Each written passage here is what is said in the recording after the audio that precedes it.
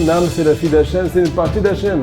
Elle est emprisonnée dans ton corps. Et elle ne cherche qu'une seule chose, à s'exprimer et à te faire voir la lumière d'Akadosh Baruch Hu. Akadosh Baruch Hu nous prescrit ce soir une ordonnance. C'est quoi une ordonnance? Deux définitions. Premièrement, je t'ordonne. Deuxièmement, je t'ordonne pas, je te prescris quelque chose pour que tu guérisses. Il dit les zohar à Kadosh. Akol b'machshava et b'ayou. Tout va dépendre du tri que tu as à faire dans ton esprit, dans ta pensée. La parole était en exil. Parce que quand un juif, il est en exil, Rabotai, à l'intérieur, dans son cœur, dans son corps, dans son âme, il n'arrive pas à s'adresser à Dieu.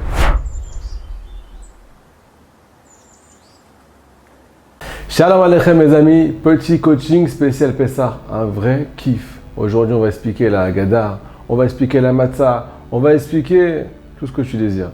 On va expliquer ta délivrance sur le plan personnel, sur le plan spirituel. On va expliquer c'est quoi le vrai exil. Il faut savoir les amis que pour commencer, en tant qu'introduction dans ce cours, il y a plusieurs exils pour un juif. Il y a l'exil général, le peuple d'Israël, un tout petit peuple Rabotai qui est entouré de 70 nations. Shivim Umot, une petite brebis qui n'a pas été encore avalée par ses vrais loups. Pourquoi on ne peut pas la toucher? Parce que c'est la fille d'Hachem, parce que c'est le peuple élu. Donc tous ceux qui ne sont pas d'accord, qui ne restent pas d'accord, on s'en fout. Deuxièmement, Rabotai, il y a l'exil sur le plan psychique. Vous êtes au courant que parfois tout va bien à l'extérieur, mais à l'intérieur, on n'est pas à l'aise dans nos vêtements, on se sent serré, on se sent étouffé. Par quoi? Par la vie, par les soucis. Alors que tout va bien à l'extérieur. Donc ça, c'est l'exil psychique. Troisièmement, l'exil spirituel. Nous dit le Baal Hashem Tov HaKadosh. L'exil de l'âme qui est sous l'emprise du Yetzer Hara. Ton âme, c'est la fille d'Hachem, c'est une partie d'Hachem.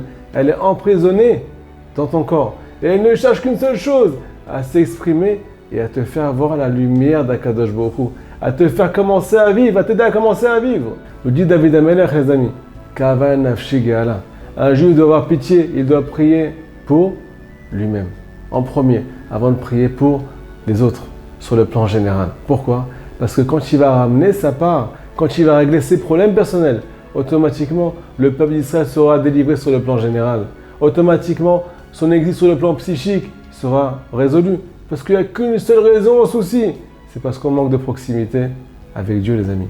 Donc, nous dit le Baal Hashem Tov HaKadosh, règle d'abord ton problème et tous les autres problèmes vont s'arranger. Alors, les amis, on a de la chance. Akadosh Baruch Hu nous prescrit ce soir une ordonnance. C'est quoi une ordonnance? Deux définitions. Premièrement, je t'ordonne. Deuxièmement, je t'ordonne pas, je te prescris quelque chose pour que tu guérisses. Premier médicament qui a marqué sur l'ordonnance. La matzah. C'est quoi la matzah? C'est la galette? Chas v'shalom. On ne veut pas que tu fasses une galette. On veut que tu commences à respirer. La matzah, elle est considérée par le Zohar HaKadosh, par Rabbi Shimon Bar Yochai, par la Kabbalah, par le pain de la guérison. Pourquoi le pain de la guérison? En quoi cette chose-là va me guérir quand je vais la consommer ce soir? Parce que, tout simplement, il y a une autre définition qui est ramenée par le Zohar. Elle s'appelle Mechla de Be'emunuta, le pain de la Emouna. Me dit Rabbi Nachman de Breslev. Il faut savoir que Rabbi Shimon et Rabbi Nachman vont tout le temps ensemble. Me dit Rabbi Nachman de Breslev. Tout l'exil personnel qu'un juif peut subir, c'est parce qu'il manque de Emouna, il manque de croyance, il manque de confiance en Dieu. Si jamais il était confiant, si jamais il ne se poserait pas de questions, alors à l'intérieur, la respiration serait régulière. À l'extérieur, il vivrait avec un sourire, il serait heureux, il avancerait sans se poser de questions. Toutes les galouillottes, toutes les sortes d'exils possibles et inimaginables, intérieur, extérieur, matériel et spirituel, dépendent d'une seule chose, de ta Emouna.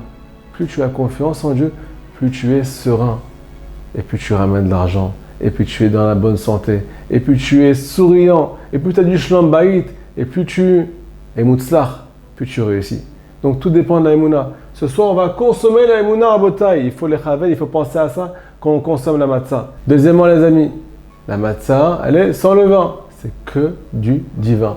Elle est sans chametz rabotaï. Il faut savoir que selon les secrets de la Torah, le chametz fait référence au Yetzer Hara. Quand on vient chercher le chametz, on vient chercher le Yetzer Hara qui se trouve dans notre cœur, dans les profondeurs de notre cœur. Et on vient sortir, on vient se délivrer.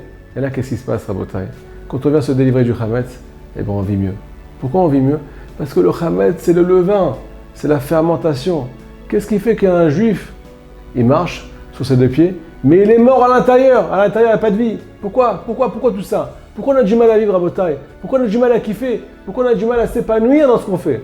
Tout simplement parce qu'il y a la fermentation de la pensée. Le dit le Zohar HaKadosh, Akol b'marshava et b'rehu, tout va dépendre du tri que tu vas faire dans ton esprit, dans ta pensée. Si jamais tu arrives à trier le bon du mauvais, à regarder ce qui va dans ta vie, à te concentrer sur des pensées positives, automatiquement, tu vas parler de façon positive. Automatiquement, tu vas agir de façon positive. Parce que je ne peux pas parler sans réfléchir avant et je ne peux pas agir sans réfléchir. Tout démarre de la pensée. Sauf Maaseh b'machshava. Tous mes actes ont commencé par une pensée. Donc après ça, quand on va régler le problème de fermentation, quand on va arrêter de s'évader dans des pensées qui sont vaines, dans des pensées qui sont destructives, des pensées négatives, plus je pense, plus je m'alourdis, et plus j'ai du mal à agir, et bien on va être délivré à Botaï. La matzah, c'est une ségoula pour sortir de cette fermentation parce qu'elle est vide de chametz, elle est kulatov. Elle est remplie de Yetzeratov. Troisièmement, les amis, la matzah, elle s'appelle lechem oni, le pain de pauvreté. Mais d'un autre côté, oni, ça se traduit aussi par raconter. C'est un pain qui nous aide à raconter notre histoire. Un pain qui nous redonne la parole, Rabotai. Comment ça marche? Pourquoi on veut nous redonner la parole à Pessah? Tout simplement parce qu'on a perdu en Égypte. Et ce soir, c'est la sortie d'Égypte, Rabotai. Nous dit le Baal Shem Tov HaKadosh. Nous dit le Ari HaKadosh. Nous dit Rabbi Shimon Bar Yochai. Nous dit Rabbi Nachman de Breslev. En Égypte, le peuple d'Israël était en exil. De quel exil on parle? On parle de l'exil de la parole. Qu'est-ce que ça veut dire l'exil de la parole? Le peuple d'Israël n'arrivait pas à s'exprimer en Égypte. Ils n'arrivaient pas à prier. Ils n'ont fait que crier et soupirer. Mais prier, ils n'arrivaient pas. Ils n'arrivaient pas à s'adresser à Dieu, Rabotai.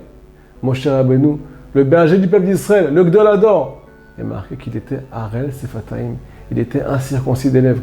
Il bégayait. Alors que plus tard, il a traduit la Torah en 70 langues. Moshe Rabbeinu, pour adresser une prière à Dieu, il devait sortir de la ville d'Égypte. Pourquoi tout ça? Pourquoi en Égypte, la parole était en exil? Parce que quand un juif, il est en exil, Rabotai, à l'intérieur, dans son cœur, dans son corps, dans son âme, il n'arrive pas à s'adresser à Dieu. Par contre, la délivrance, c'est Pessah. Pessah, c'est la bouche qui parle. Vous comprenez ce qu'on est en train de dire? C'est que la délivrance, définition, s'adresser à Dieu. Pessah, la bouche qui parle. Quand on va sortir ce soir d'Égypte, on va pouvoir commencer à s'exprimer. C'est pour ça que la matzah, elle s'appelle Oni, le pain qui fait parler. Mais pour ça, il y a une condition, les amis. Il faut être pauvre. Parce que Oni, c'est aussi la pauvreté. Il faut se considérer comme pauvre, se considérer en manque. Et que celui qui est en manque, qui va pouvoir être comblé et qui va pouvoir rechercher Dieu. Maintenant, les amis, on continue avec l'ordonnance. Deuxième médicament transcrit par Akadosh Baruch Hu lui-même, le récit de la Haggadah. Il faut savoir que la Haggadah, c'est le récit de la sortie d'Égypte. Ce récit-là, il s'est passé il y a des milliers d'années. Rabotai, ce soir, on va raconter comment notre peuple est sorti de l'emprise de Pharaon, de l'emprise des forces du mal. Je veux dire, Rabbi Nathan de Breslev, ce récit, il est toujours actuel. On veut juste apprendre ce soir, quand tu vas réciter la Haggadah, à commencer à réciter ton propre récit, ta propre histoire, et te rappeler de combien de fois Hachem t'a sorti toi-même d'Égypte, de l'étroitesse, de tes souffrances, de ta détresse. Si jamais tu vas bien étudier la Haggadah ce soir, tu vas pouvoir aussi te rappeler de combien Akadosh Baruch Hu t'a aidé, de combien il t'a délivré dans ta vie. Quand tu vas comprendre ça, tu vas pouvoir commencer à être délivré. Parce que c'est que en te rappelant de combien il est à tes côtés que tu peux atteindre la Emouna, que tu peux commencer à lui parler, que tu peux considérer, commencer à comprendre que tu as besoin de lui. Et là, Rabotai, c'est la délivrance. Parce que tant qu'un juif ne sait pas que Hachem est avec lui et que Hachem peut le délivrer de tout, alors il est en exil spirituel.